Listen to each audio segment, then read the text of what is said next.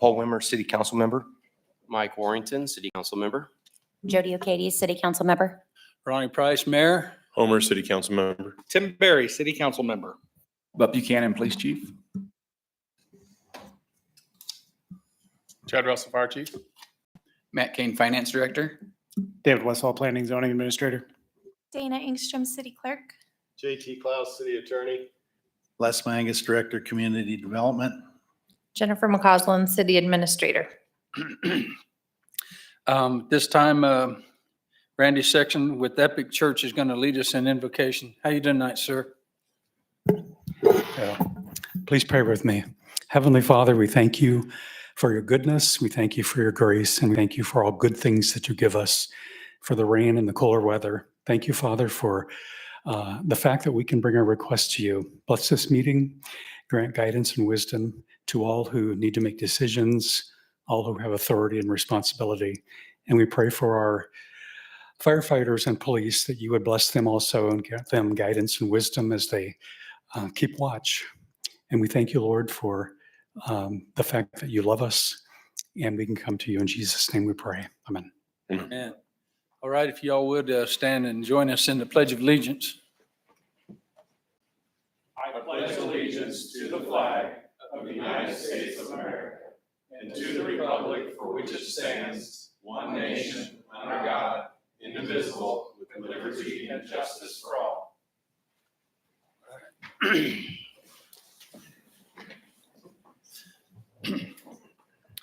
All right, at this time, I'll open the floor for a public forum. If you have something you'd like to say, state your name, your address, and keep it short. Anybody? All right, no takers. Public forum is closed. Acceptance of the agenda. Mr. Mayor, Yes, sir. I move to accept the agenda as presented. Second. Any further questions or discussion? All in favor, say aye. Aye. All opposed, nay. Motion carries 5-0. 7, well, look at here. Awards, and Chief Buchanan's going to start this.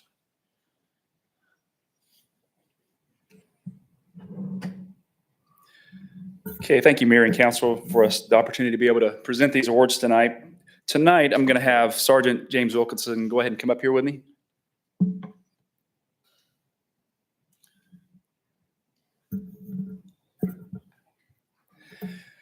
So to begin with, Sergeant James Wilkinson joined the Andover Police Department in July of 2019 and graduated from the Kansas Law Enforcement Training Center, the 250 basic training class in 2019.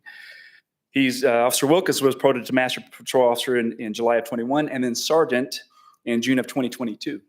So Sergeant Wilkinson is currently the patrol section and serves as an acting watch commander in the absence of a lieutenant.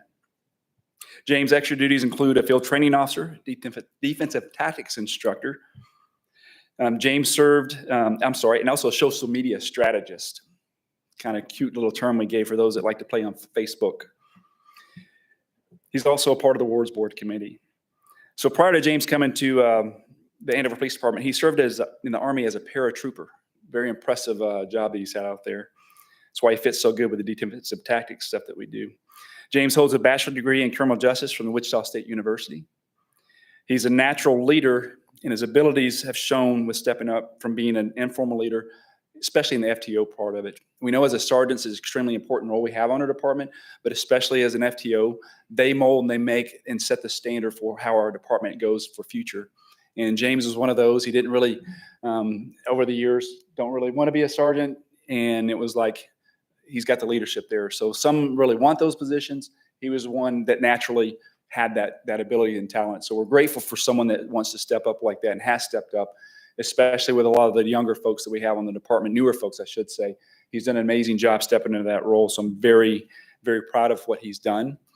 These 5 years, we were talking today during our supervisors meeting when they said 5 years, and it's like, oh my goodness, thought he's been here a lot longer than that. Just shows you his maturity level and leadership that he has in the department is very valuable to us. I'm very grateful for that. James does like his downtime though, so you don't see him out a lot. He's not one to be in the crowds too much. He likes his downtime. He's a gamer type guy, so I appreciate that as well because I'm the same way. Don't like to be around a lot of big crowds, but he's definitely one of those that, but when you need him, and that's the important part as well. When I need him, there's no question that he's going to step up and he's going to be there for you. So please join me in welcoming James, or thanking James for his 5 years dedicated to the city of Andover.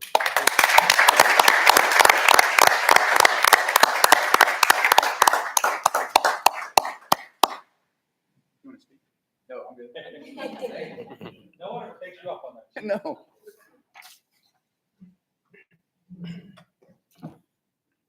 Donnell. Come on up here, buddy. Next, we're going to celebrate Donnell Hadley.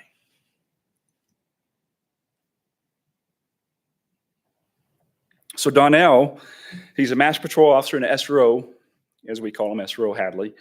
Started with the Andover Police Department back in September 2014 and graduated from the Kansas Law Enforcement Training Center, class number 232. In February of 2015, Officer Hadley was promoted through the ranks of Master Patrol Officer 1, 2, and 3, and is currently assigned to the schools. So he's at Andover Middle School, he's got Wheatland, he's got Martin, and if the other SRO is gone, he fills in those positions as well. So really there's 5 schools he's primarily responsible for, but other than that, he will also help around the town, any calls that we need. So prior to coming to Andover, Donnell started his law enforcement career with the Sedgwick County Sheriff's Office as correction officer for 8 years. Very valuable experience already coming to our department, especially dealing with people that we have to deal with in unfavorable circumstances. And he's done an amazing job knowing how to talk to people, and that's where it was very valuable for us. His extra duties include being one of 2 child passenger safety technicians, and he is actually the coordinator for that position as well. He's also the coordinator for our national night out that we do in August of every year. Donnell holds a bachelor's degree in general studies from Friends University, where he also played football. So here's where I'm going to go a little bit different with him. He's also the AM middle school football coach. So that's one thing he does on his spare time as well. So football. So during the interview we had with Donnell, he's a very quiet guy a lot of times. You have to drag things out of him. And I kind of knew, because we did 2 different interviews, one for the police department and one for the schools, because he was going to go into the schools fairly quick. He worked 3rd shift, so it's early morning interview. Wasn't exactly favorable, so I had to tell everybody, by the way, he might seem a little tired, but at the same time, explain the situation. They understood. One of the teachers, the principals in this is a huge K-State fan. I mean, massive. Bigger than Jody is as far as a fan. Sherry Rooks, to give her name. So I knew his background a little bit, so I wanted to kind of throw a bone out there just to kind of say, okay, see how well she likes this guy. Now, me personally, if you would ask me if I ever played football, Donnell just said, yeah, I did a little bit after college. I'm telling you, I played for the Raiders, by the way. Donnell played for the Raiders. Most people don't know that. But it shows you how humble this man is. Just did his background, everything else, how well he works with the students is amazing. I love seeing that with him, that the kids relate to him. His passion is there. You see him on the football field. You see him dealing with the kids, just the way they grow. It's just a great testament of the person that he is. More important, I think this is the most important part to him, is his family, his young little girl. I can promise you one day, the way things are going, she's going to be in the Olympics. Amazing softball player. Right now, she's a national champion. And just, again, she's just a young little thing and already dominating kids much older than her. So just wonderful to see that side of him that, again, most people don't know, because he's not going to come out there and tell you, I would. I play for the Raiders. I tell you that in a heartbeat, but not Donnell. He's just as humble as can be. So we're blessed to have him as part of our team. And again, we want to thank him for his dedication to 10 years with the city of Andover and Andover Police Department.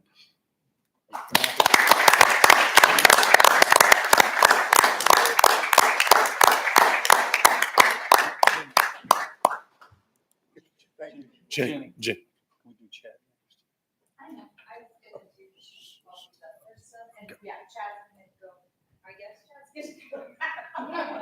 That's not what we talked about, but okay. The mayor dropped the ball, so. No, you didn't. We changed it on you. This is Chief Russell, and he's going to do the next presentation. Thank you, sir. Yeah. Try to keep up, boss. So, it is my absolute honor to be here this evening to talk about one of your firefighters, Jason Emily. Come on up here, Jason. I can absolutely tell you he loves this. Now, most of the firefighters come up here and they absolutely love it because they don't like the limelight and they're comfortable being in front of people, but they really don't want to be called out as special. I would say that Jason would be that times 100, but the problem is he is very, very special. So it is an absolute honor to be able to talk about him tonight. I should probably not start with his crush on his kid's teacher. They homeschool, it's his wife. But I can tell you, we absolutely get sick of hearing about his crush on his kid's teacher. We hear about it all the time. So we won't talk about that. We will not start there. We were very fortunate to have Jason come to us after nearly 10 years at another fire department. So we were able to get our hooks into him as a part-timer in 2017, and I was super excited about it. We have a guy who is coming with experience and education. He's a smart dude. Seems like he has a good head on his shoulders. Little did I know it was so much better than what I even anticipated. So we had him as a part-timer for a little while, and I'm not sure how we got our hooks even deeper, but in 2019, we were so very fortunate to be able to hire him full-time.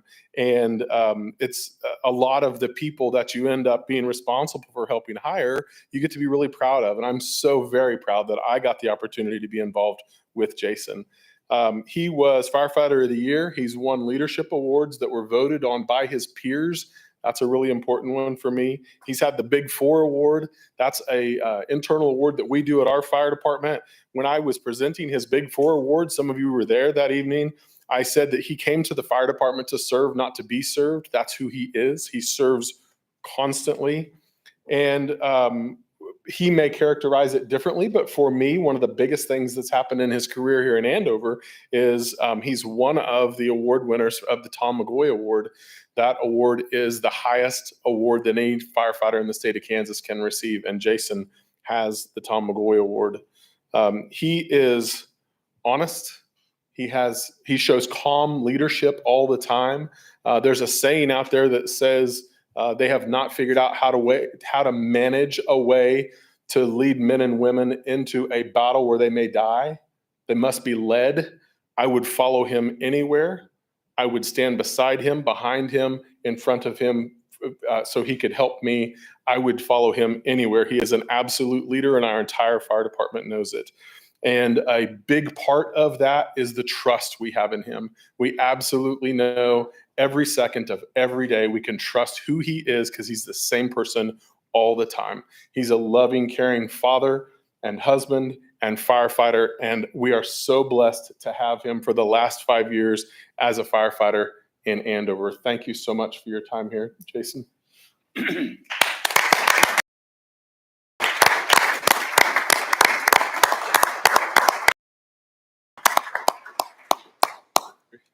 Oh, did you want to speak?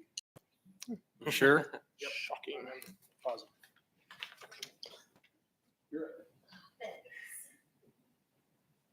All right, you are too. I was trying to save you a trip, but you need the steps. That's right, wellness. It's my pleasure tonight to recognize Chief Buck Buchanan for 15 years of service. I would be remiss if I don't start by pointing out his lovely better half, Amy, here tonight. We talk a lot about, in many of these roles, it is not just the individuals who sacrifice of themselves and their time, but it is their spouses. So thank you for sharing Buck with us for 15 years. That's been no small task. I know we keep him a lot of hours, so thank you. Let's see. Okay, Buck started his full-time tenure with the city of Andover on August 3rd, 2009. I say full-time because he was a part-time officer prior to that, but when we do these milestone awards, we're measuring full-time status. So he's been with us even longer than 15 years. He received the rank of MPO1 in 2011. He served as an SRO, so when he talks about what it takes to be an SRO, he knows, he's been there. He became a sergeant and then a lieutenant in 2013, and he was promoted to captain in 2018. And during his tenure as captain, he served on both sides of the police department, a couple years of that time as commander of special services, and then a couple years as the operations commander. Chief Buck Buchanan became the city's 13th chief of police. We did look that up and count. Lucky 13 on September 19th, 2021. So almost 3 years to the day, actually. Chief Buchanan is a dedicated professional. He represents the city well, both across the state of Kansas and across the nation. Some of the professional feathers in his cap include serving as the first vice president of the Kansas Western Missouri chapter of FBI National Academy Associates. And the way that he gets that role is that he was selected in 2018 to be a member of the 11-week FBI National Academy in Quantico, Virginia, which I believe you are our only Andover police officer to go through that rigorous program. The City of Andover maintains national accreditation for both the police and 911 departments. Police Department's CALIA accreditation, which it's maintained for 11 years, is in large part due to Buck's hard work. Way back when in 2013, CALIA was Buck's baby, and it's a lot of work, not to take away from the accreditation managers. We did create full-time positions to manage that process following that first accreditation, not to take away from their work, but to set the structure up and get it going in the front end is the hardest lift for sure. And so that was a lot of hours on Buck's part way back in 2013. In 19, the 911 department was named the first E911 Emergency Communication Center in Kansas to also receive that accreditation, and they too were reaffirmed for accreditation last year. One last accreditation piece, and then I'll explain why this is really important, is that the state of Kansas started an accreditation program, and last year, Andover was the first law enforcement agency to receive the state accreditation. Chief was actually asked to chair that committee. And so in my opinion, this is like a legacy project. This is the kind of thing that you've put your thumbprint on, and forever you've not just improved professionalism in our department, but across the entire state of Kansas. There's some very small law enforcement agencies across the state. So to bring everybody up to some common standards is a profound achievement. So why is accreditation important? It's all about professionalism, and I've already used that term to describe Chief Buchanan. It means that you hold your department to the highest standards. It means that you open yourself up to third-party evaluations on a regular basis, which means that you're not afraid of what they're going to find. And in every department, that's important, but in no department is that more important than law enforcement. So thank you, Chief, for your leadership in this area. Now the personal stuff, right? So despite all the accolades, the role of chief is not easy. And in fact, anyone who sits towards the front of this room knows that life under a microscope is not easy. And it's kind of hard sometimes. Chief and I have learned a lot in our time in our two roles right now. And I would say in many ways, I feel like we've grown up together. And I am very glad to have you by my side as we continue to grow and learn together. It is my sincere hope that as I've watched such tremendous growth in your leadership, especially in this last year over the police department, that in the next 5 years, I'm up here again, standing here talking about all you've achieved in 2029, when we'll be giving you a 20-year award. But let's not jump ahead. Let's celebrate for now. For 15 years of dedicated service, please help me thank Chief Buck Buchanan.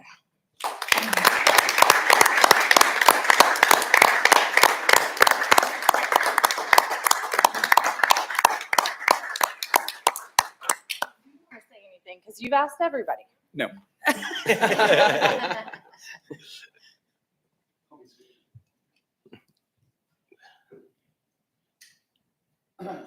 Okay. Congratulations all. Thank you. 8-1, presentation, municipal golf course 2Q report.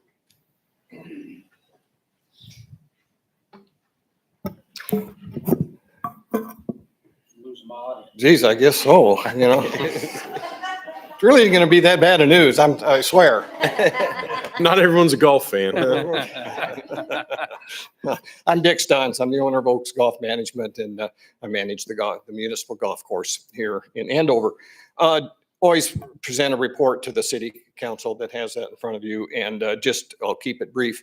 Our play was down a little bit in the second quarter, down about 10%. I wouldn't say that's alarming, but it's a little disappointing. So we'll keep an eye on that as we go forward to the next 2 quarters of this year, and obviously just try to reevaluate things if we're going the wrong direction. But I will point out that this is a year over year, and 2023 was the biggest year we've ever had by some measure. So it was a big hill to climb to match up with that quarter. The only other thing I'd say is that I want to thank the city council and Rick Landsworth in particular about working through and approving the next major step on our irrigation system, because there isn't any doubt that the irrigation system is the biggest challenge we have to try to take that golf course to the next level. And the 2 main lines that were approved, we'll really appreciate it. Look forward. Somewhere around November 1 is the planned start date to complete that work. Met with the contractor out there a couple of weeks ago. So very much look forward to it. And again, thank you to all of you decision makers and the work of Rick to really bring this about. And with that, I'll stand for questions. Mr. Mayor, I do have a couple questions. Yeah, go ahead, bro.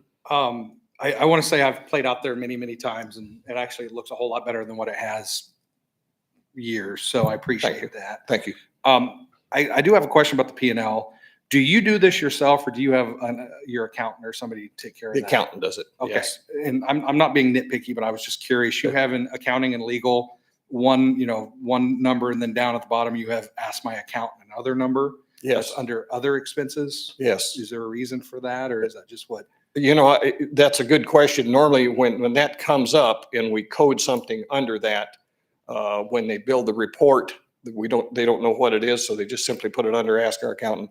I'll make a note of that and get back to you and let you know what it is. And then I kind of looked at the 23 rounds played versus the some things are just off by a few. Is there? They are. I mean, is there a reason for this? Is it just transposing, cutting and pasting from one report to another? Or? Jennifer pointed that out to us. As a matter of fact, we made a correction to the ones that you have here. A difference was smaller. Let me explain. That report is internal. Okay, that's not reviewed by accountants or anything like that. We have created that. It's a daily counting or a daily input from the point of sale system to that report, and it's daily, and it's weekly, monthly, quarterly, and annual. And so we have a workbook, Excel workbook that does all that work. And there's glitches in that from time to time. And so I appreciate you pointing that out. I appreciate you looking at it and reading it for one thing. But we have a little work to do to try and get a little more accurate so those types of things don't come up. Okay. When it comes to folks that work at the clubhouse, what has your turnover been? Have you been able to keep people, or have you had turnover? We've had turnover. I'd say the turnover is more than I certainly would like to see. Bear in mind that we really have only one staple person in that clubhouse. All others are part-time. As a matter of fact, even Karen, who really kind of runs her and does the oversight of that operation, she is part-time, retired and part-time. So yeah, being part-time jobs, we go all the way from the youngsters to more senior people, and now it's simply not as stable as I'd like to see it. I know we pay Oaks Golf to manage it, and I mean, you're responsible for that, but it does say Andover City Course on there, and it looks bad on, kind of people ask us questions. So have you figured out why their turnover is so bad? Or, I mean, it seems like every time I go in there, there's somebody new. So is it pay? Is it just because it's part-time? I'd say both of those. We just made a pay adjustment, pretty substantial pay adjustment. I did it across the board in about 2 months ago because retention was one thing and recruitment was the other. And so we are trying to fill those spots that when we have people that leave us and just struggled like crazy. So I made an across the board pay increase for almost every position that we have. And we're hopeful that A, we'll have better retention, and B, that when we do indeed need to find those folks, that we will have success doing it. So in this P&L, it says payroll expenses and there's a bonus. So is the bonus going to the employees? Is that how you're trying to retain them, or? The bonus was related for the general manager. Okay. Just one person. And I might say this, the number that is represented there, I do give an annual bonus to all staff. All staff. Yes. Do you see that throughout all your courses you manage, that when, turnover and employee retention's been challenging? Absolutely. Mostly in recent years. If you can go back about 5 years, I didn't really seem to have that much of an issue, and finding people was pretty simple. That if someone went away, you put an advertisement, they practically ran over the top of you. That time is gone. That has changed throughout the industry, and certainly I'm experiencing here as well. So do we now have a do we have a manager that's there and running it currently, or is We that do. position still open? We do not have what you'd consider a general manager, which we had until late June. I don't have a person. Karen Ziska, as I mentioned, is really running the clubhouse staff and scheduling them and training them. And we now have a new golf course superintendent named John Blosser. And I know that many of you may know John. He and his wife have a nutrition store here in town. Yep. And John started 4 or 5 weeks ago. We have high hopes that John could do more than just what he's doing for us now. Perfect. No more Yeah. questions, Mr. Mayor. Anyone else? All right. Very good. Thank you. Thank you, sir. Thank you. Sir. All right. Consent agenda 9.1 through 9.4. Mr. Mayor, Yes, sir. I move to approve consent agenda items 9.1 through 9.4 as presented. Second. Any further questions or discussion? All in favor, say aye. Aye. Aye. All opposed, nay. Motion carries 5-0. Capital Federal Amphitheater 2025 budget.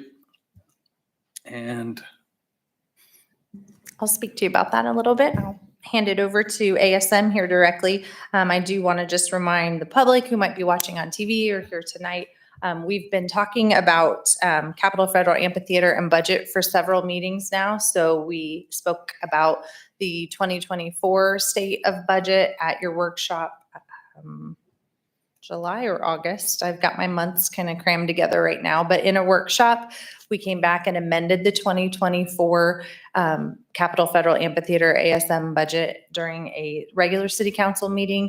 We also took action from your Convention and Visitors Bureau, which is the transfer for the funding that you utilize to pay for the amphitheater agreement. And then as promised, we now are bringing to you the 2025 agreement with our budget for ASM to manage the Capital Federal Amphitheater. Both tonight here is AJ Bileski and Catherine Ewing, and I'm sure they could answer questions about the budget as presented in your packet or any other questions that you might have about the management of the venue.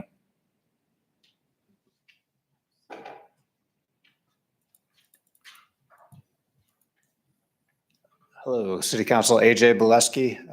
Appreciate the opportunity to speak tonight. Just a couple of highlights and then definitely open for any questions that you have.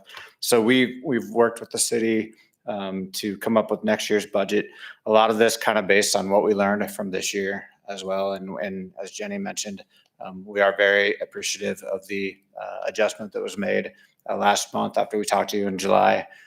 We are focused on turning things around for 25. We feel good about where we're at now. As we talked about back then, we do have a partnership in line with a regional promoter for next year. We're already starting to see quite a bit of movement there. So lots of good things to come. As far as the 25 budget, we are recommending a budget of a loss. It's a subsidy basically of $190,000. That was originally when we first bid on this project and went through the RFP process. We had submitted a budget of 115, a loss of 115. Part of that was we were planning on the naming rights sponsorship from Capital Federal to apply. We have since, in working with the city, removed that from this budget. So that's basically how we got to the minus 190. As was mentioned previously, for this current year that we're in, we're forecasting a loss of about 264 as of July. That improved a little bit the last month. We do foresee at year end probably still being around that number. But as I mentioned, partnership for next year is looking good. We have several holds already for shows next year, several offers in, and probably another handful of shows that we're having discussions about. So that's kind of some highlights. Under the assumptions page, which should be page 1 of your packet, basically it just kind of outlines the events. Events drive everything in our business. So this is an important piece to talk about. We are budgeting on 5 concerts that we would work with our regional partner on for next year. Like I said, we have 3 offers in already out of those 5, and then we're holding a handful of others. So it looks like we're on pace for that.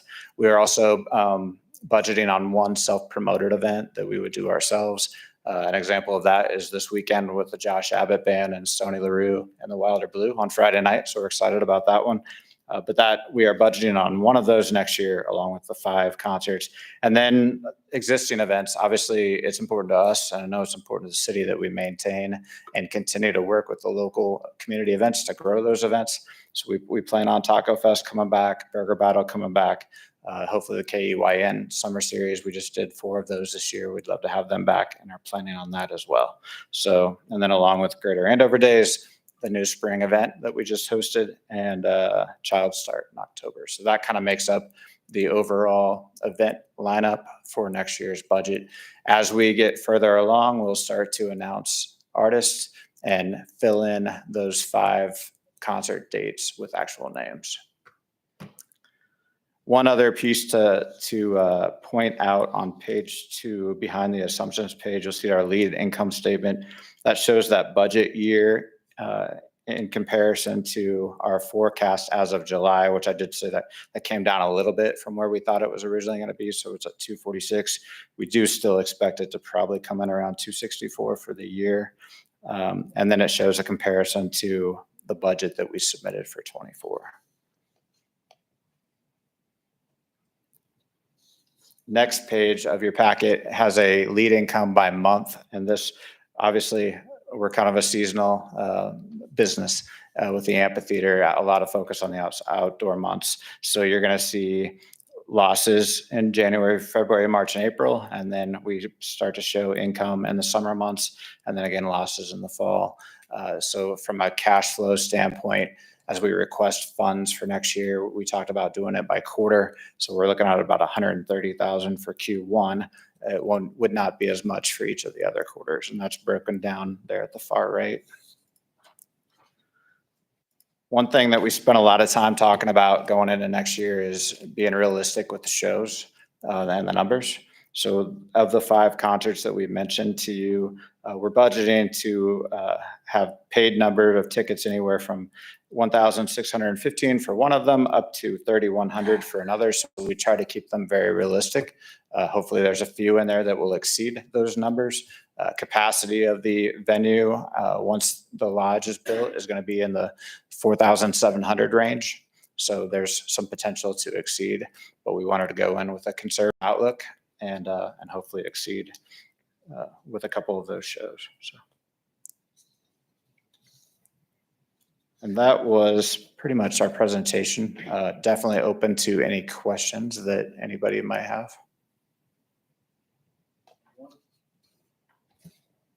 I do have one question, Mr. Mayor, or a couple.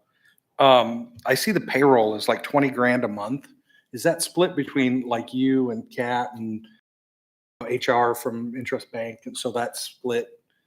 So that's based on having 2 full-time positions dedicated to the amphitheater. Kat is obviously our amphitheater director, and then we have a marketing and box office position that's currently unfilled. We would look to fill that next year. So it's those 2 full-time positions. I am not part of that equation, but we do have a handful of what we call shared services. So staff from the arena that support this venue. HR is definitely one of them. Finance as well, and then food and beverage, a couple on the food and beverage side. So all of those together make up that fee per month. Okay, or that expense.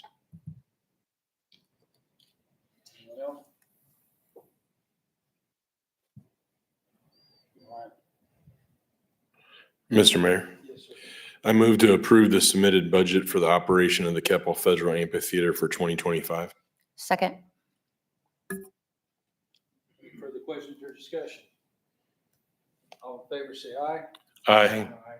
All opposed, nay. Motion carries 5-0. Thank you, AJ and Kat, both for being here. I appreciate it. We appreciate it. And as a reminder, we'll be back in front of you at the workshop Monday, October 28th, I believe is the date, to give you some updates on the bookings for next year. So thank you very much. It's gonna be an exciting year. All right, zoning amendment.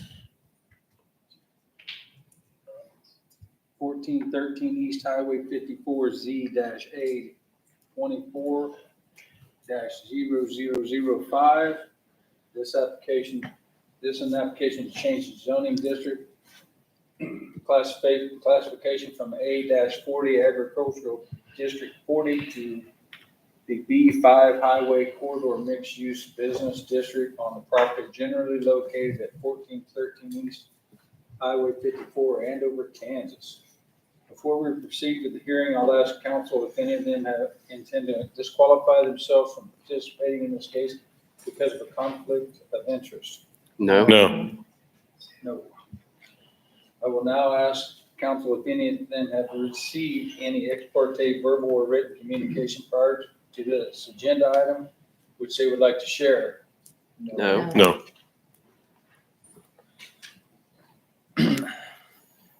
Has the city clerk received any protest petitions on the case? Oh, no, sir. I now ask the council members if they have all received copies of the draft minutes of the Planning Commission for August 2024, which summarized the hearing of the case. Yes. I now call on city's zoning administrator, David, to provide us with a report on this case. Mr. Mayor, Council, the applicant in this case is seeking to amend the zoning district classification of the subject property in order to develop it for commercial use and then later sell it to a developer. Because the property is in that transition zone between what the Andover Comprehensive Plan is depicting for the city corridor and mixed residential use place type, the proposed zoning would be appropriate. The property is currently served by Evergy and Rural Water District Number 5, as well as sanitary sewer services. Your planning commission, as you mentioned, did recommend a conditional approval for this case under the condition that the property be platted. Any questions?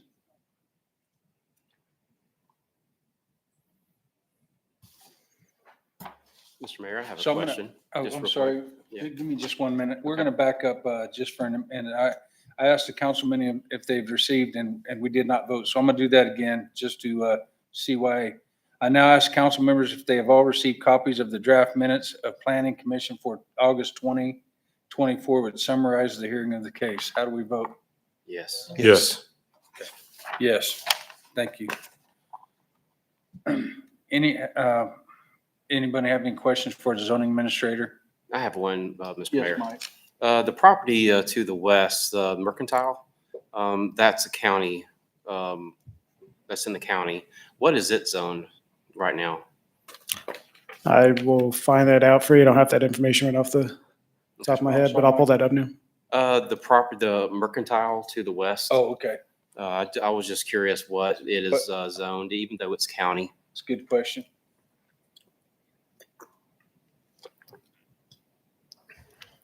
Mr. Mayor, Yes, sir. I make a motion to adopt the Planning Commission's findings of fact and recommendation for approval for zoning case Z-A24-0005 and approve a conditional ordinance amending the zoning district classification of the subject property from Butler Rural Zoning Agricultural District 40 to the B5 Highway Corridor Mixed Use Business District with the condition that the property be platted. We aren't done with the Okay. hearing. Hey, we have some work to finish it. Yeah. Sorry. got some-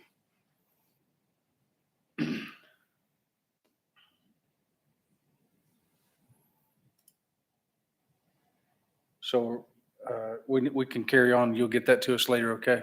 Yes, I'll have that in just a minute. Thank you. Okay. Have any written communications been received for the city clerk? No, sir. Okay.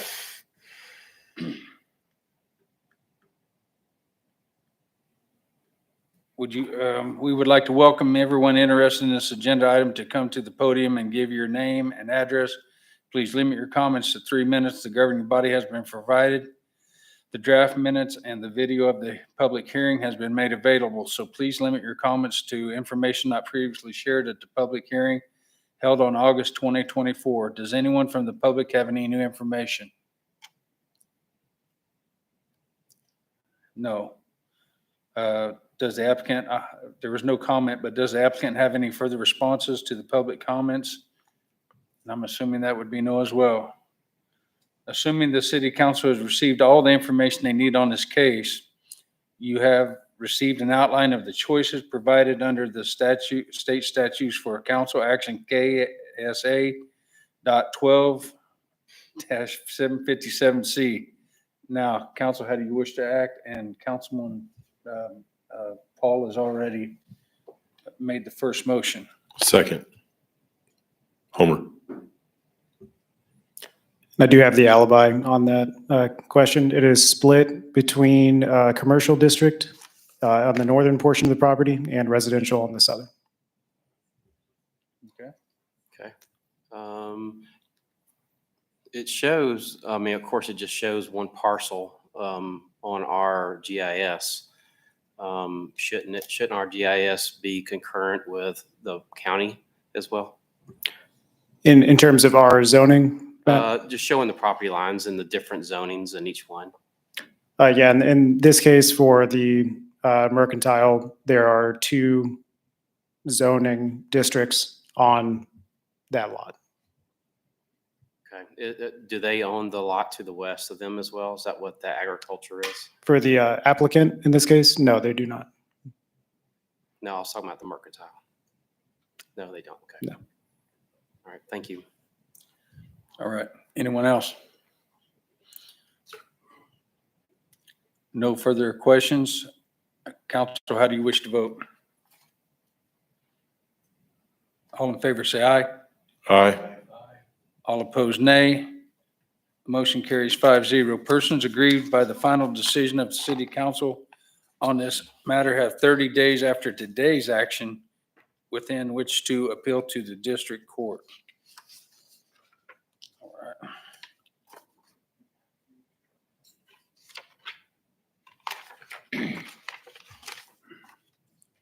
All right. Give me just a minute to regroup. And this one is,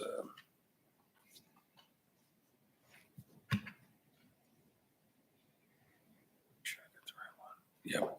All right, 11-2. Zoning Amendment 9947 Southwest Meadowlark Road, Train Enterprise Edition Z-A24-0002.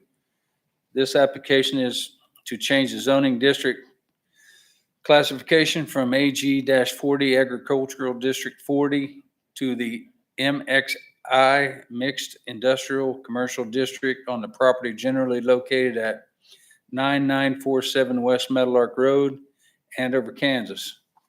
Before we proceed with the hearing, I'll ask council if they intend to disqualify themselves from participating in this case because they have a conflict of interest. No. No. I will now ask the city council if any of them have received any ex parte verbal or written communication prior to this agenda item which they would like to share. No. No. Has the city clerk received any protest petitions on the case? No, sir. I now ask the council members if they have all received copies of the draft minutes of the Planning Commission for August 20, 2024, which summarizes the case, hearing of this case. Yes. Yes. I will now call on City Zoning Administrator David Westfall to provide us with a report on the case. Mayor, council, we have another kind of similar case here where the applicant is taking a proactive step to develop their property in anticipation of the later development of US 54-400. This action would ultimately amend the zoning district classification in order for them to develop the site for their vehicle transportation business. They have submitted applications and the site has been annexed into the city. and they're working on the final plat for the property. The proposed zoning is actually outside the extent of our comprehensive planning area, as well as the US 54-400 corridor study future land use map, but would readily conform to the spirit and intent of those plans. Just finally, as of note, the property is currently served by Rural Water District Number 5 and Evergy. Are there any questions for zoning administrator? I guess I do have one. The use is going to be for parking cars. Is that kind of what is that what I'm getting out of this? So ultimately, and the applicant may say it better than I can, but as he's told me, if his couple cars are parked there, he's not doing his business correctly because his business is going to be moving vehicles and transporting them. The reason we are suggesting the MXI is because it would allow for the outdoor parking of those vehicles. So this isn't allowing like a junkyard or, a tow lot or, I mean, we're not going to have damaged, crushed vehicles sitting there. Is that? No. No. Okay. So that's not part of that. Okay. Thank you. Mr. Mayor, I have a question as well. Yes, sir. Mixed industrial, what other things can be used in a mixed industrial so everybody can understand? And if this is rezoned, this person sells it, someone can put other businesses there that is not moving cars. Absolutely. Yeah, so to just go over some of the permitted uses, it would include agricultural construction, oil field equipment, agricultural feed and grain, storage sales, aircraft subassembly, parts manufacturing, animal clinics or hospitals, assembly, sales of manufactured products such as bags, bicycles, etc., assembly manufacture, repair of electrical items, auto truck, and motorcycle sales, building materials production, clothing production, textile manufacture. There's around 25 total different ones, but generally it's going to be centered around either the manufacturer or the storage and services around industrial operations. I know this is in our extraterritorial district, and that's why we're voting on it. But also the county has a say in it as well too. Can you explain what their motion was as well? So my understanding is when it is in our extraterritorial jurisdiction, they are deferring to us in the case that we're going to be ultimately annexing them into the city as we have. We did actually review the long-term plan for the county, and it generally adhered to the spirit of developing along those main corridors. So it seems to be congruent with our analysis. Okay, what's the zoning to the county zoning of the Andover 54 Center? Is it a B2, B3, B4? I believe it's the county highway commercial district. Okay. But not industrial, right? Their commercial district includes some Some industrial light type uses on the lighter side, just as our industrial district is on the lighter side of manufacturing and assembly. Also, I mean, you had the 54 district in a pink color and one also across the street in a pink color. Can you explain why those were hatched in another color? Are those things that we have voted on less in the past, and that's why they're zoned a color? This is the only property in that vicinity that is in the city.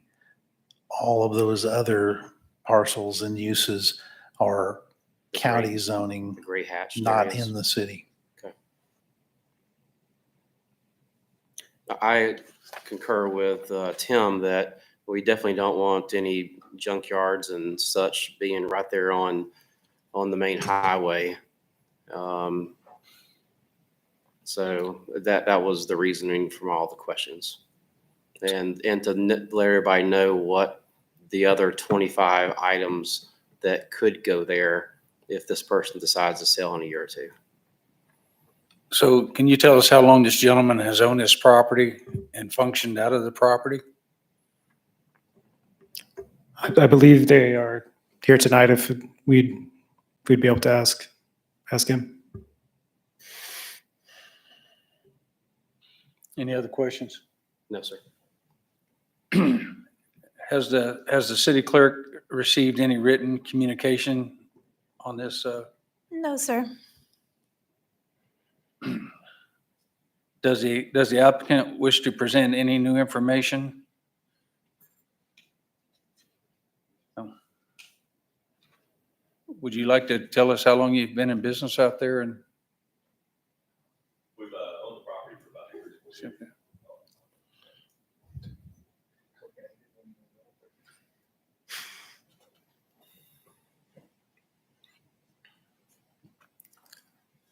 It's Brad Train. We've owned the property for about 3 or 4 years. And kind of, I get the reference that you have about the junkyard side of things and so forth.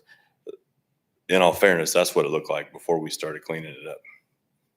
So there's no intent that we have for that. And we'll see to it that it's not. what is your business, sir? Auto transportation. Okay. Yeah. All right. Council have any questions? Okay. Thank you, sir. Yes, sir. We would like to welcome anyone interested in this agenda item to come to the podium and give your name and address. Please limit your comment to 3 minutes. The governing body has been provided. The minutes, draft minutes, and the video of the public hearing has been made available. So please limit your comments to information not previously shared at the public hearing held on August 20, 2024. Does anyone from the public have any new information they'd like to share with us this evening? No one present. The application, you have anything further to share with us? No, sir. Assuming council has received all the information they need on this case, you have received an outline of the choices provided under the state statutes for City Council KSA 12-757. Council, how do you wish to act? Mr. Mayor, Yes, sir. I move to grant conditional approval for zoning case ZA 24-0002, changing the zoning district classification of the subject property from the existing Butler Rural Zoning Agricultural District 40 to the MXI Mixed Industrial Business District with the condition that the property be platted. Second, Barry. Any further questions or discussion? All in favor, say aye. Aye. All opposed, nay. Motion carries 5-0. Persons aggrieved by the final decision of council have, on this matter, have 30 days after today's action within which to appeal to the district court. Sir, I know you personally, and I thank you for doing it right. Not a lot of people do, so thank you. All right. On to, the mayor's a little slow tonight. On to 12-1 preliminary PUD Jaguar Estates Edition. Case number. That's a weird one. Case number SUBPRE-24-0002. This is an application to change the zoning district classification from the MF1 single family and 2 family residential district to the MXR multifamily mixed residential district on the property generally located at 322 South Archer Drive, Andover, Kansas.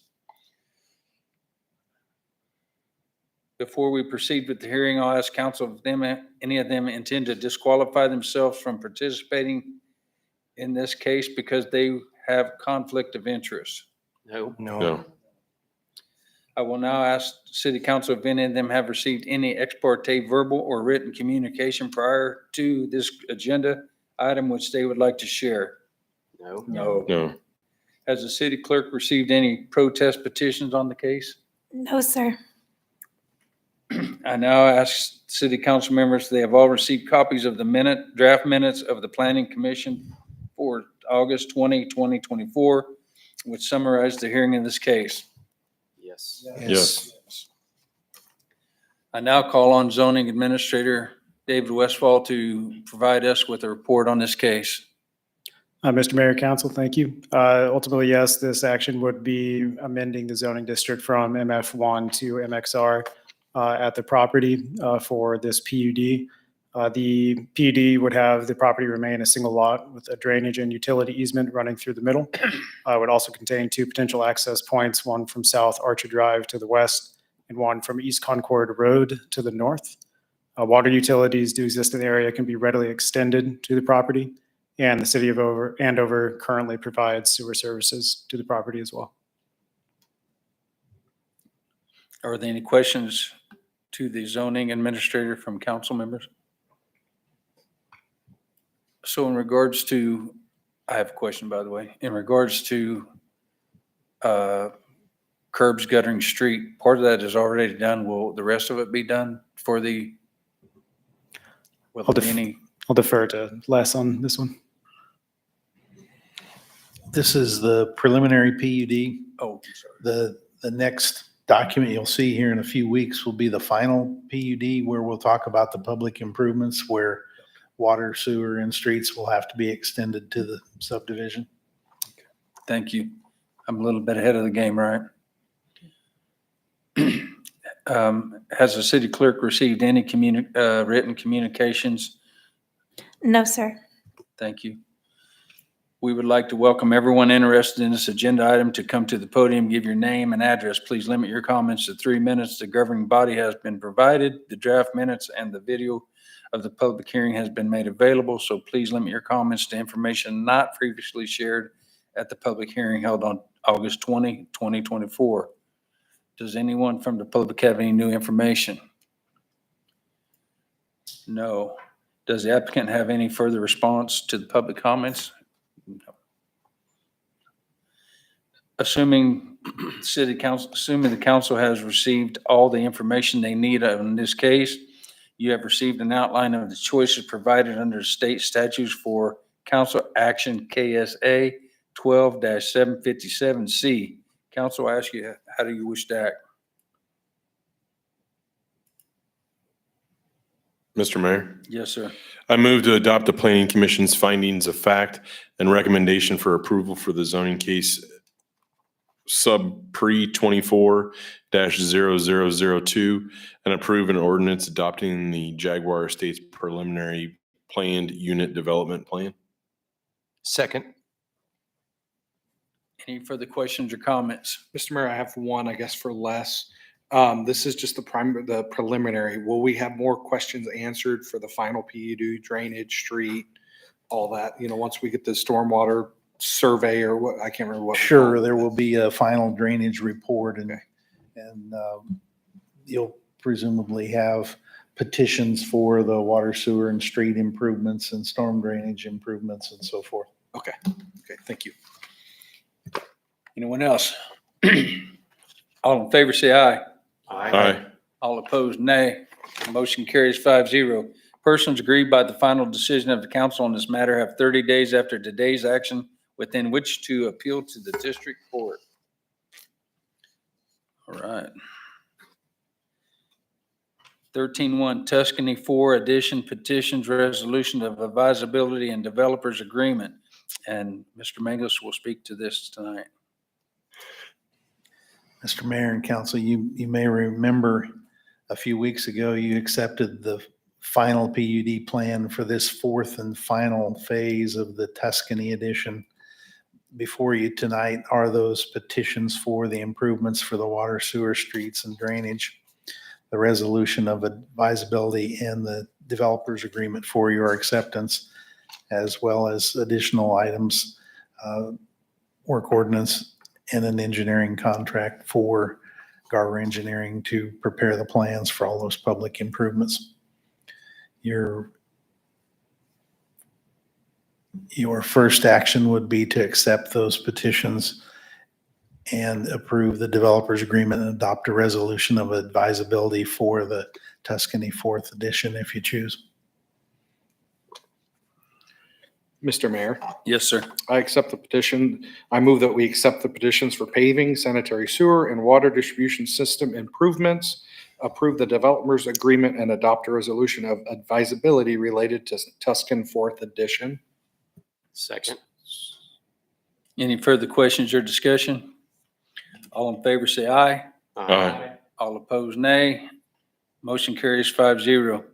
Tuscany Tuscany 4th edition work ordinance. And again, Les will speak on this.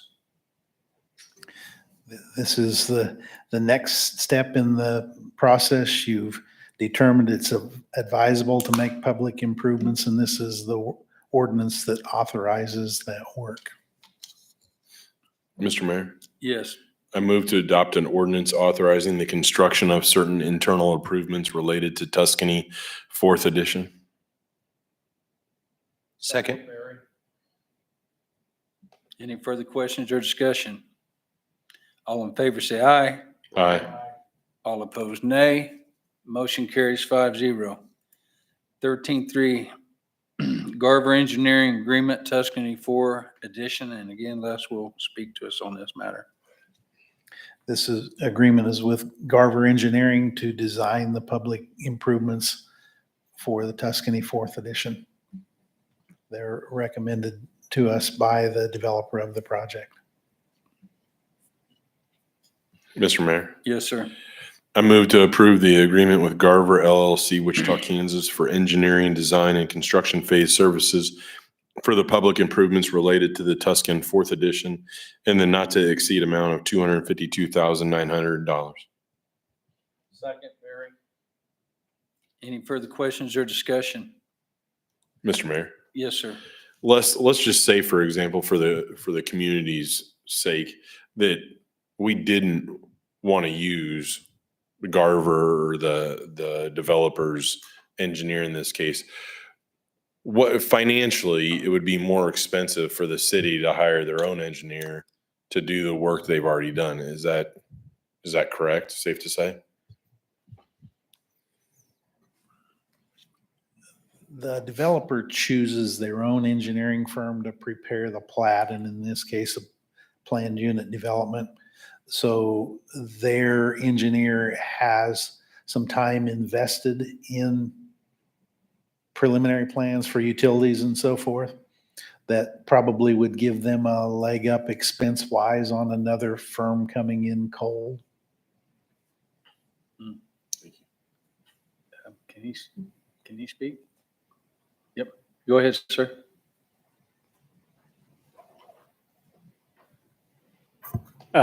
Ken Lee with Garver, and I just, since this topic came up, I wanted to kind of mention that this conversation came up recently in one of the other communities in the area. And the reason there is a price difference is, as Les said, when an engineering firm is hired, you talked about drainage plans and all those things. We go through and we do a lot of the preliminary engineering design with our work. If we aren't selected, or if any other engineering firm isn't selected to do that, if you bring somebody else in, as engineers, you're not allowed to just take somebody else's work and just accept that it's done correctly. You have to re-engineer it. You have to go through all the calculations. You have to double it, check everything. So you're incurring additional cost in reviewing those plans, reviewing the designs, confirming everything. And so that's where your real cost driver comes in, is you can't just say, oh, they did it perfect. You're obligated to check it all again. So there is an additional cost in that respect. Okay, thank you. Thank you. Anyone else? All in favor, say aye. Aye. All opposed, nay. Motion carries 5-0. Neighborhood 14-1, 2025 to 2027 Neighborhood Revitalization Program Public Hearing. And Jenny is going to speak about this. Yes, Mr. Mayor and Council, I'm going to do a presentation for you and the public, both present and line or watching from TV. And then when I'm finished presenting, we'll have an open public hearing, which has been put forth in actually the Wichita Eagle this time because of the way publication dates worked out. You know that we had to take up an amendment to that notice of public hearing at our logo workshop this a week ago yesterday. So that has been more than properly noticed this time. Neighborhood Revitalization Plan is something that has been in place the entire time I've worked here, so more than 14 years. This is a state statute approved economic development tool that can be used in various ways throughout communities across Kansas. Before we get into the new program, which will be 2025 through 2027, I want to talk to you about the success of your current plan. And these numbers are really pretty impressive if you ask me. We've got 47 residential projects, and I pretty important here. Our quantity includes duplexes and quadplexes, so 7 new units have come on to the city of Andover through the neighborhood revitalization for years. You had 3 commercial projects, which is pretty impressive, for a combined valuation of just under $50 million. So considerable investment in the community through this program. The details of the next plan, 25 through 27, are not going to change. We would still propose a 5-year rebate. I do want to stress for those interested in the program that may not know, the word rebate's important. This is not an abatement. Taxes must be paid on time and in full every year for the duration of the program in order to get your rebate check back. So it is a true rebate. You submit your payments and then you receive a portion back. We would going through the appraisal process, issuing the check and doing all the various paperwork. You will note that instead of 100%, it's 95%. And then on our one, what we would typically call a half rebate or a 50%, which is your new residential, it's really 45%. Minimum project value has to be $1,000 for commercial projects and $25,000 for residential. We've got a couple examples here so you can apply how this works and what this means to both businesses or individuals who might be interested in the program. One caveat I want to note is for these new projects. So this commercial project here, we're saying business comes in, wants to build a $500,000 commercial building in town. We're saying your starting value, your dirt, is valued at 0. We know that's not true. Dirt does have value, but for ease of math and illustrate at 0, just so that you can see the increment, which is where your rebate comes in. As you are all aware up here, but again, the public may not be, we assess businesses at a rate of 25%. So your businesses do pay more pays in taxes. So 25% of a $500,000 is $125,000. That is the value that the taxes will be levied against. We're multiplying by this 152.8, dividing by 1,000, and that gets you to your property taxes. So you're not paying just over $19,000. Because it's not 100%, it's 95%. You're going to see that you're going to get back all but $1,000 of your taxes each year for those 5 years. If we look at a business from a different point of view, this instance, and they choose to put a 200 on that. Now this one's going to start with some value. So 25% of 400,000 is 100,000, and they're going to pay some taxes. Multiplying that times your mill levy, divide by 1,000. That's what they're going to pay. We can't touch this. This tool does not allow us to touch existing value of any of these programs. So that's not going to be rebated. What will be rebated is the 95% of this portion, which is the increase from your initial tax bill to your new tax bill after you've made this addition. Again, it's 95%. So instead of getting the full $7,600 back, this business will get back $7,200 for each year. We then gave you some examples for homes. So this might be something that's a little bit more relatable to some of the public watching. In this first example, this is a new home. So this is what we call a half rebate or a 45%. Again, we're calling the dirt 0. We know the dirt's worth something, but we're calling it 0 tonight for ease of math. You build a $350,000 house and we only assess 11.5% on residential. So that's going to be where that math is different than my previous examples. So your valuation that will put your tax assessment towards is $40,250. We're going to use that same mill amount down here, and your tax bill is going to come out to just over $6,000. Because this is just under half of a rebate, you're going to get back $2,769, so just under half of that tax bill for the next 5 years. Well, here, except we're saying you started with a $250,000 example with the business that made an addition. You can see there's an increment in this case.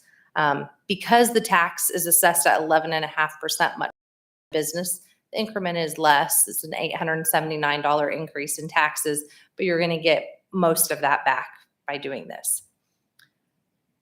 I would say a primary reason to do the neighborhood revitalization program is to make sure that the tax impact is not why someone doesn't invest in your community or in specifically this district.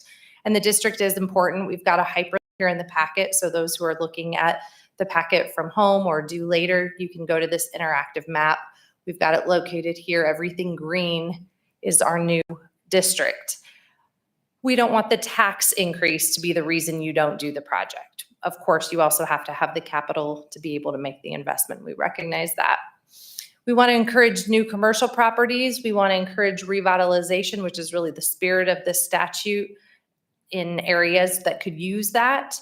And then we want to really infill the infrastructure where we already have sewer, water lines, things of that nature already coming through. That's where we really want to encourage development. I want to point out there was a great addition made here and here. These are two neighborhoods that were impacted by the tornado in 2022. There are some vacant lots still remaining in those neighborhoods that have yet to be rebuilt on. And Councilmember Warrington brought up when we presented this at workshop that we should get those neighborhoods added because that may be an additional incentive to get those remaining lots infilled. And that was a great addition. Where we are, I do want to recap that what we've presented to you tonight, the dollars and cents, is assuming all of our partners, Butler Community College, the school district, USD 385, and Butler County, all sign an interlocal agreement that you will consider here in a moment. If any of those entities don't, then it will reduce the value of that rebate. As you all are well aware, having just gone through a long budget season, our tax rate makes up about a quarter of Andover taxpayers' bills. So when other jurisdictions may or may not be involved, then you're going to lessen that amount because we really impact 1/4 of your tax bill. We already are set to visit all 3 of those other jurisdictions in October. And then we hope to get it turned back to the Attorney General. November 15th would be on the late side. We believe the school district needs to hear the presentation in October and that they take action in November. So that's why we gave ourselves 6 weeks there. There's a chance we can tighten that up just a little bit. And then the Attorney General does reserve the right to take 3 months for the review. This is not the first time we will be presented with a gap, but this likely means that our program will expire December 31st and there will be no program in place January 1 until around about February 15th. We will work with contractors. Leslie and I were talking today, identifying the developers and the builders that have land that's currently in NRP, that will be in our NRP again, and letting them know you either want to pull those building permits before December 31 or make sure it's something that you can comfortably wait until February 15th, because if it's pulled while the program is not in place, it is not eligible. I believe that is all I have to present. So if you have questions for me, I'd be happy to answer. If not, then I would ask you to open your public hearing. I do have one question, Mr. Jenny, is there a way that we can prevent not having that month and a half gap? I mean, we've started early, it seems like now, so. I mean, the honest answer is we probably should have started a month earlier, because this is what the school's process was the last time too, is that they meet once a month. And I have to be honest, I think sometimes we forget that because we meet every 2 weeks. So we don't think about that 4 weeks. They have to read it first. And then but they the do a next reading meeting. and then they take action. So we can certainly ask them to take action when we present. But that's not been what how they've historically handled business. How fast did the Attorney General return it last time? Do you remember? I think he took most of the 3 months. Did he I'm take looking most? at you, JT. Do you recall? Okay, I was just curious if there was a chance, maybe, There's a possibility. Okay. Cool, thank you. Mr. Mayor.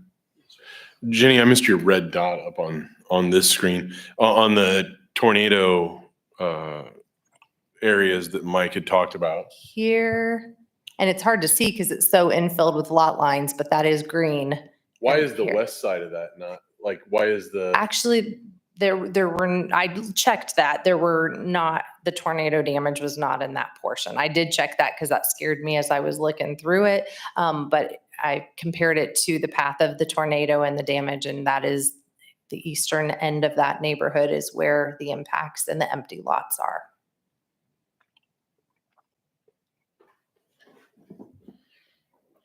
Mr. Mayor, I have one Yes, sir. comment.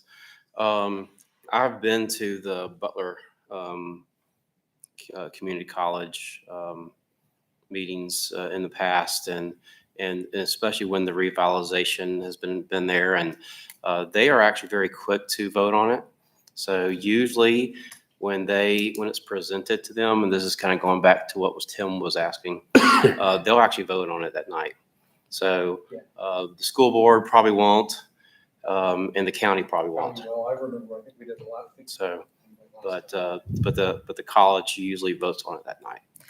And Dr. Kroll actually even told me she didn't even think I needed to come to present this time. She was like, oh, we know NRP, we understand what's going on. She thought she could probably just load it into their packet and that they would take it up. So I'm going to continue to visit with her as she reviews it, but she's asked if we made any significant changes. I told her we didn't, and she seemed comfortable.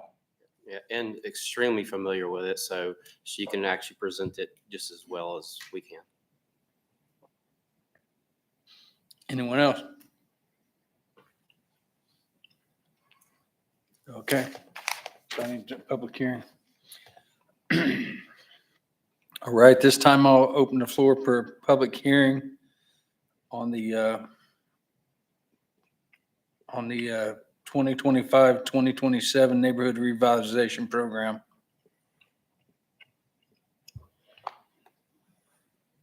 Nobody. All right, public hearing is closed.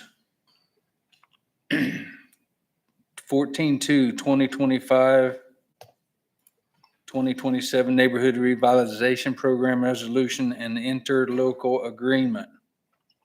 And Jenny will talk to us on that again. I don't really have much to say on this. We do just technically have to have the resolution passed, as well as those interlocals are what we will take to the other organizations. Mr. Mayor? Yes, sir. I move to adopt a resolution approving a neighborhood revitalization plan and directing the mayor to execute the interlocal cooperation agreement with the Board of County Commissioners of Butler County, Kansas, United School District number 385 of Butler County, Kansas, and Butler Community College. Second, O'Kadis. Any further questions or discussion? All in favor, say aye. Aye. All opposed, nay. Motion carries 5-0. 15-1, resolution for selecting electricity provider and annex 1434 East Highway 54. And David will speak to us on this again. Thank you, Mr. Mayor, Council. So yeah, the next three items will sound and look very similar. Just to kind of review how the process has worked, three of these subject properties have been annexed into the city. We provided notice of annexation and selection to the electricity service providers, and the required times to pass have gone through. And the actions tonight would just be making those findings and selecting the service provider for the subject properties. So for the first one, for 1413 East Highway 54, Evergy Inc. is the current supplier to the property. Landowners have expressed no preference as to the electricity providers. The drafted resolution findings demonstrate that it would ultimately be beneficial to the city and its residents to select Evergy in this case is the recommended provider. Any questions? Mr. Mayor, Yes, sir. move to adopt a resolution electing Evergy Incorporated as electricity provider and providing notice of annexation to Evergy Incorporated. Second. Any further questions or discussion? All in favor, say aye. Aye. All opposed, nay. Motion carries 5-0. 15-2, resolution for selecting electrical power and annex Meadowbrook notice. And David again will speak to us. So yes, this is exactly the same scenario where Evergy is the current provider. The landowners have expressed no preference. And in this case, the recommended provider is also Evergy. Mr. Mayor, Yes, sir.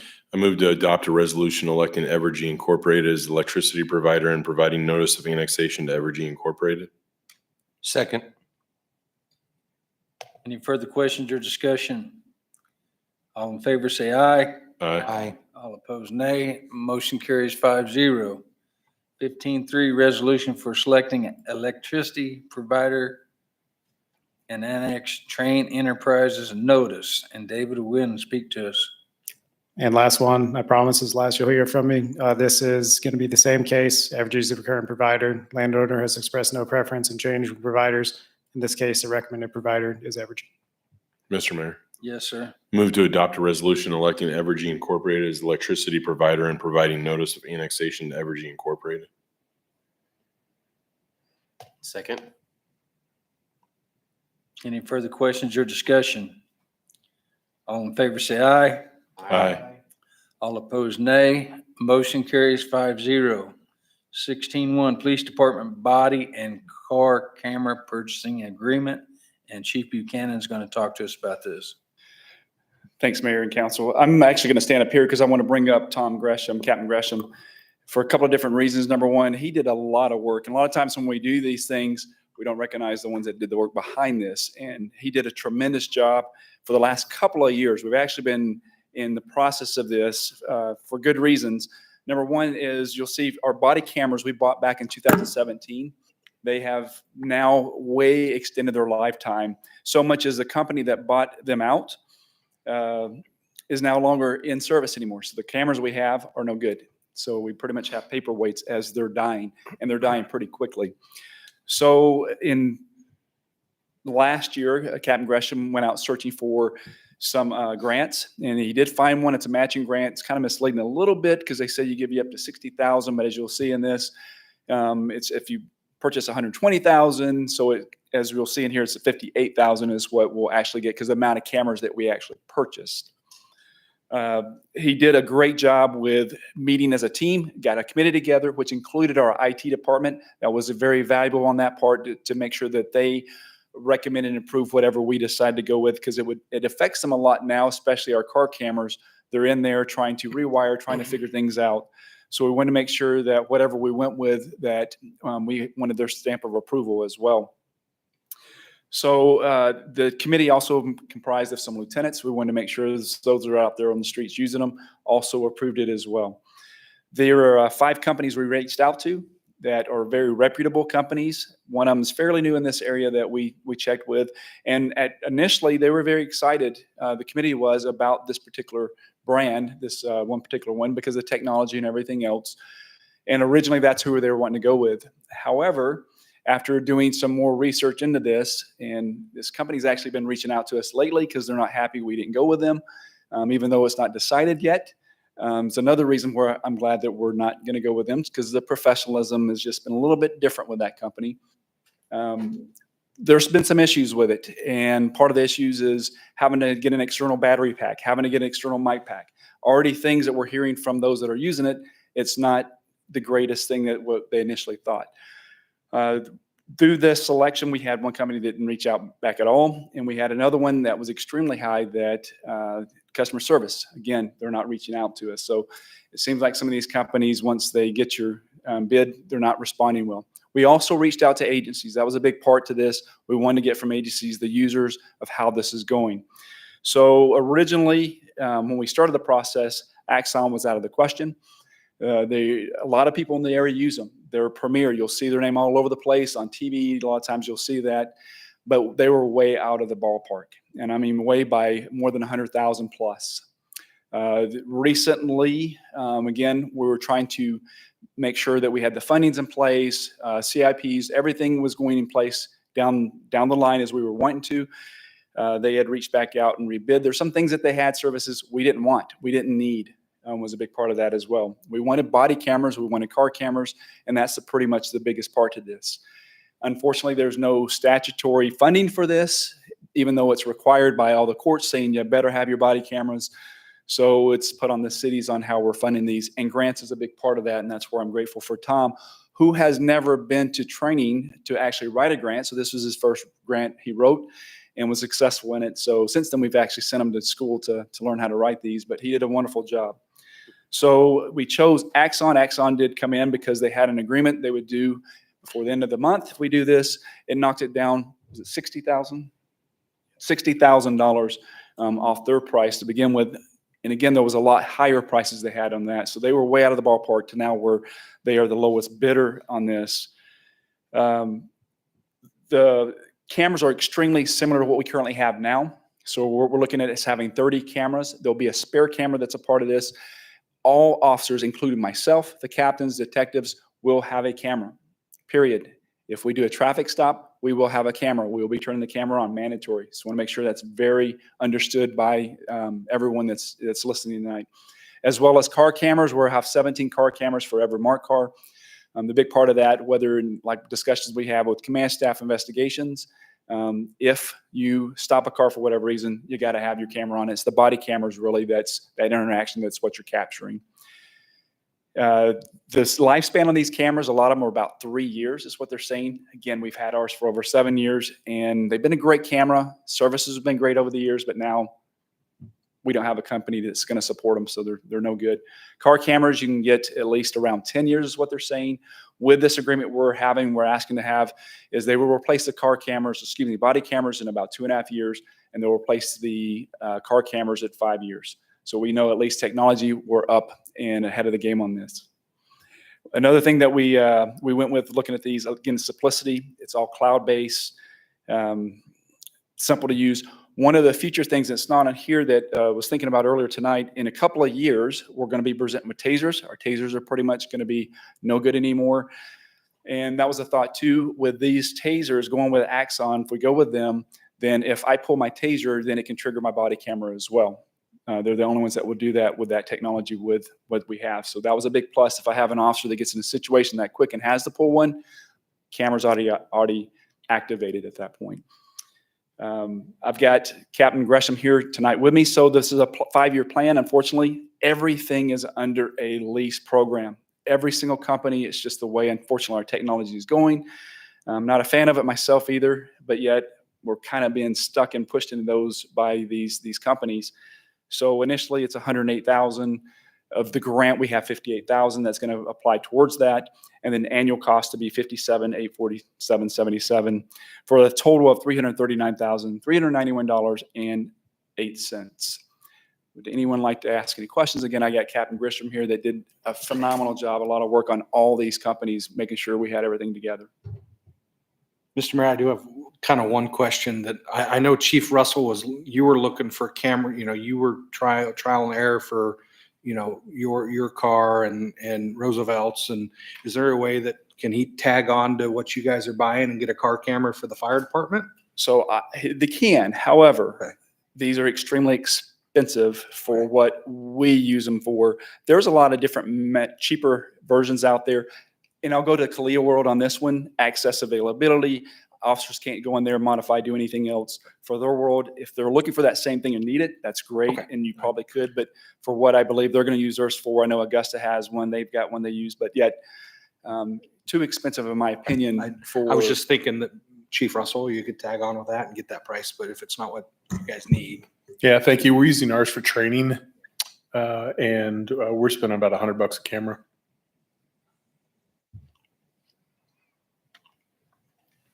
Questions? Mr. Mayor. Yes, sir. Buck, is this in or Chief Buchanan, is this in the current budget for the next year? Yes, it is. So some of this we're using our reserve funds. That's a big part of this as well, that we have.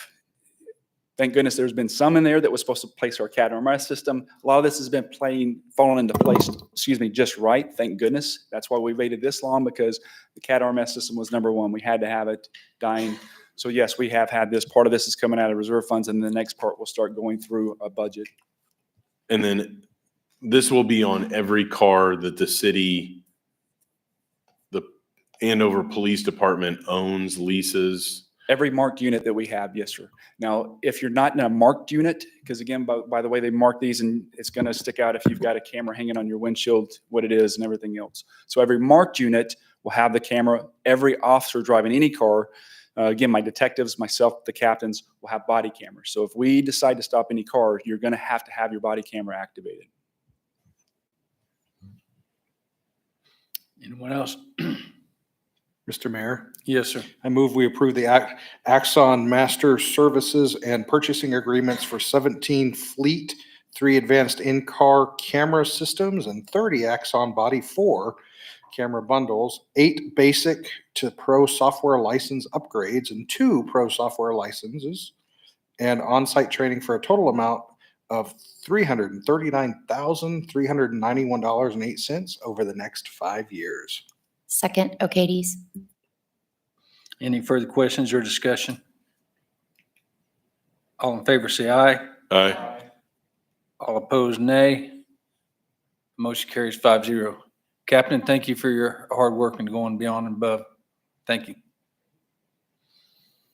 17-1 wastewater plant expansion reimbursement ordinance, and Jenny's gonna talk to us about this. Mr. Mayor and Council, before you tonight is an ordinance related to future bond issue for our wastewater expansion plant. You may recall a year ago, we approved a resolution for the same purpose related to the 13th Street Sports Park because we knew we would be going out to market and selling bonds. What that resolution and this ordinance allows you to do is reimburse yourself for anything that we put out of pocket between now and when we go to sell those bonds. And that's important because, as was mentioned at last night's workshop, we currently have our consultants working on the final edits from KDHE on the wastewater plant expansion. We expect to bid that plant at late 2024 or early 2025, and we probably will not go to bond sale until second quarter. So there may well be funds expended from the wastewater reserve fund, which there are funds in that account. That won't be a problem, but we will want to be able to reimburse ourselves with the bond proceeds at the time of sale. This ordinance before you tonight allows you to do that. Your bond counsel prepared the ordinance for you and guided me through the process of why an ordinance versus a resolution, because I did have questions about that. I'm sure he could answer that and any other question you might have. Any questions? Is there like a quick definition of why the ordinance versus the resolution, JT? Actually, that is the reimbursement concept just is simply something you have to do for the IRS to say we intend to reimburse ourselves so we can issue tax exempt bonds. This ordinance does a couple things more than that. One, it authorizes the project, which you'll ultimately have to do. It authorizes the potential for temporary notes. If you decided you wanted to do that, you could do that too. And it sort of actually begins the bond process in addition to having tucked in the reimbursement language. So that's really the only difference. Thanks, JT. Mr. Mayor. Yes, sir. I move to approve an ordinance authorizing the city of Andover, Kansas to make sewer improvements and authorizing the city to issue general obligation bonds in an approximate principal amount of $40 million to pay the cost of the sewer improvements. Second. Any further questions or discussion? All in favor, say aye. Aye. All opposed, nay. Motion carries 5-0. 18-1, employee handbook updates and leave share. Employee handbook updates, leave sharing / donation policies, and HR Director Chastity's going to talk to us. Good evening.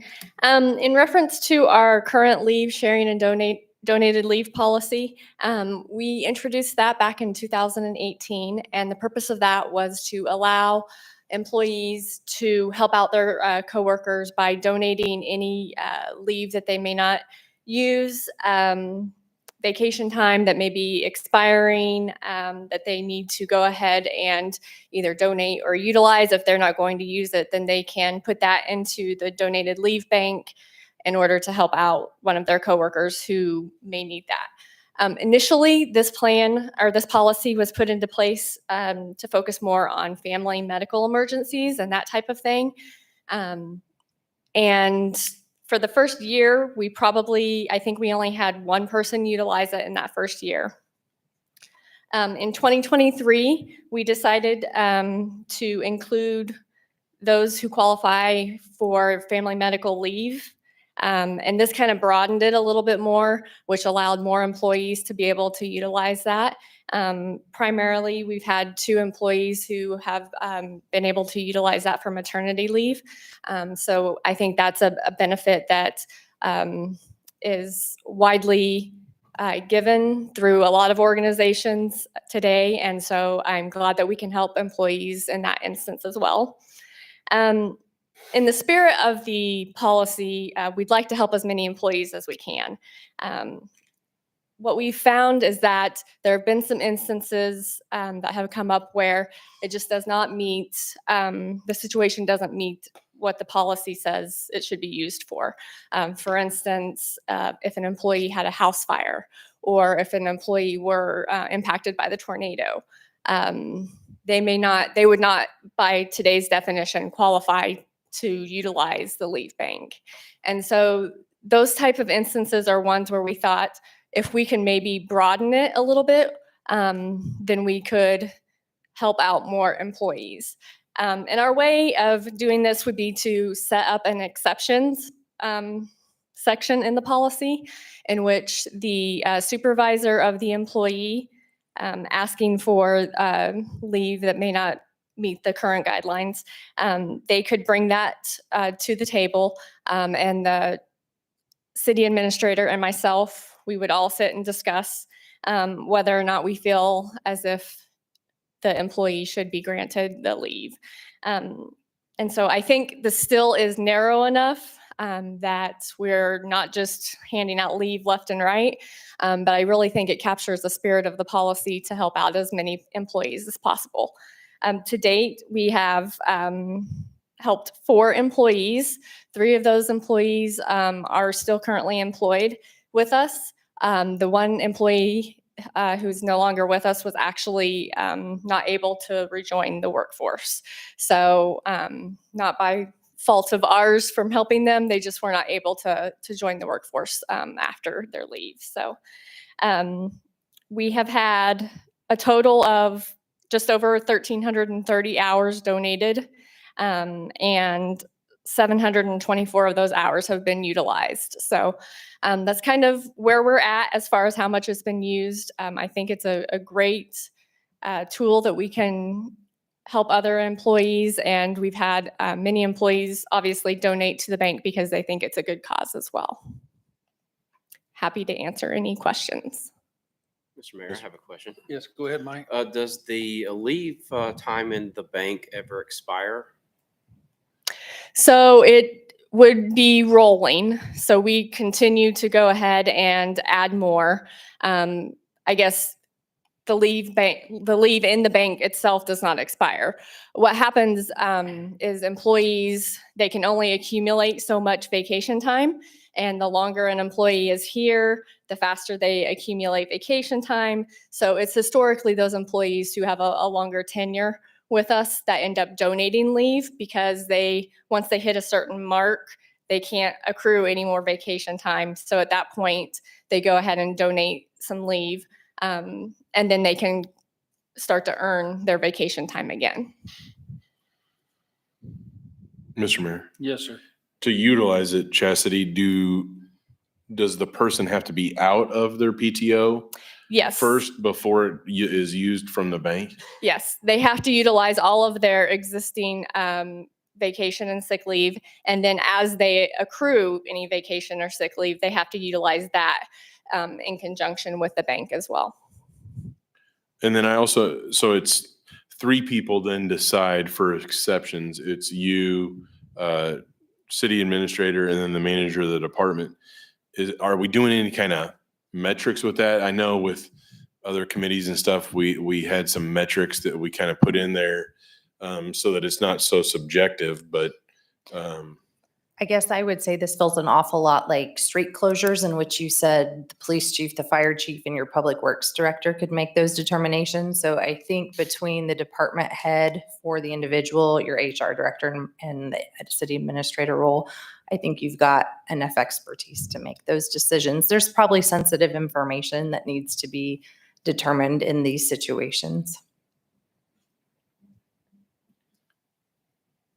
Mr. Mayor, Yes, sir.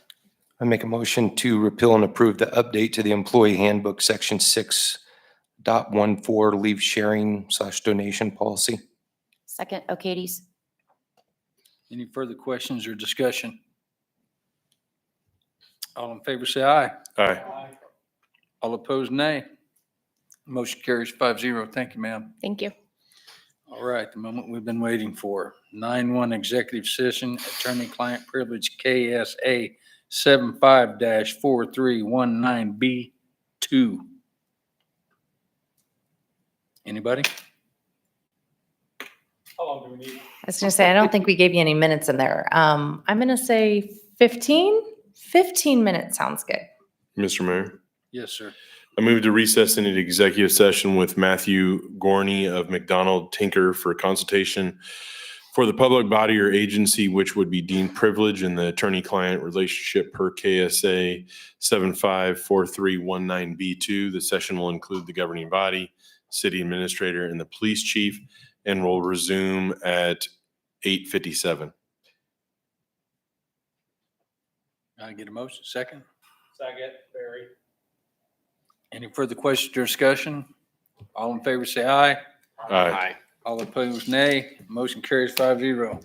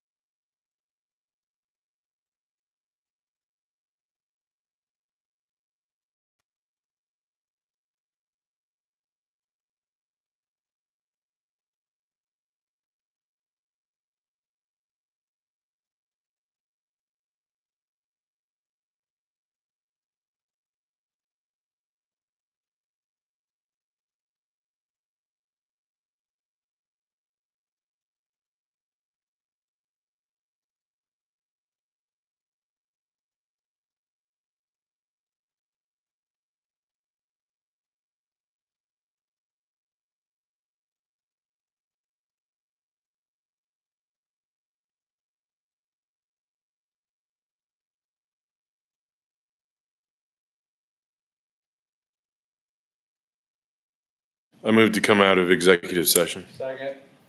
Any further questions or discussion? All in favor say aye. Aye. All opposed, nay. Motion carries 5-0. Member items, we start with Tim. Just want to remind everybody, if anybody's still watching, well, it's late. GAD is this weekend. Make sure you come and participate for GAD. I'm sure my fellow council members will say more things, but just come and participate in GAD. And don't forget, high school football is on Friday night. Getting ready to set some land speed records on Sunday in the GAD Andover 5K myself, and then take the kids to the parade and stuff. So super excited about that. And then I'm volunteering at the concert that is on Friday.